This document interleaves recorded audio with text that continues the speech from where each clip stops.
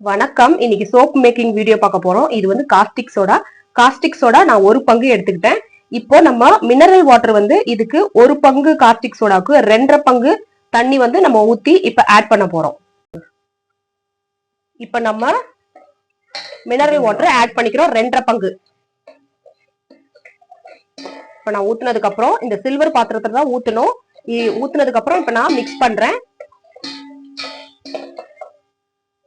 2.5 cup mineral water.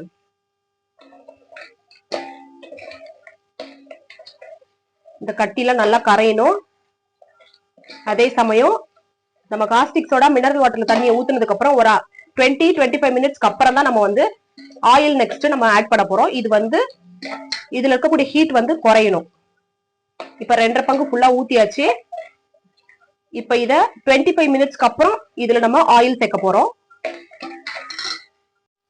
இப்ப பாருங்க, 1 பங்கு காஸ்டிக் சோடா எடுத்துட்டு அதை 20 மினிட்ஸ் வந்து ஆற விட்டுட்டு மினரல் வாட்டர் வந்து 2.5 பங்கு ஊத்திட்டு இப்போ 6.5 பங்கு சுத்தமான செக்கு ஆயில் தேங்காய் சேர்த்திருக்கேன். அதையும் நல்லா நான் இப்போ மிக்ஸ் பண்ணிட்டு இருக்கேன்.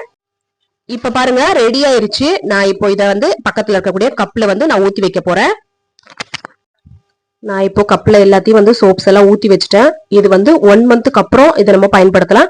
அதே சமயம் இப்ப என்ன பண்ணோம் அப்படின்னா 24 ஹவர்ஸ் கழிச்சு நம்ம என்ன பண்ணோம், இந்த சோப்பை வந்து நாளைக்கு வந்து இதை ரிமூவ் பண்ணி அதை வந்து 1 மந்த் வந்து நம்ம அப்படியே காத்துலயே வந்து ஆற விட்டுறணும். அப்படி இந்த சோப்பு பாருங்க, இது நான் ஏற்கனவே 3 மந்த்ஸ் பிஃபோர் பண்ண சோப்பு.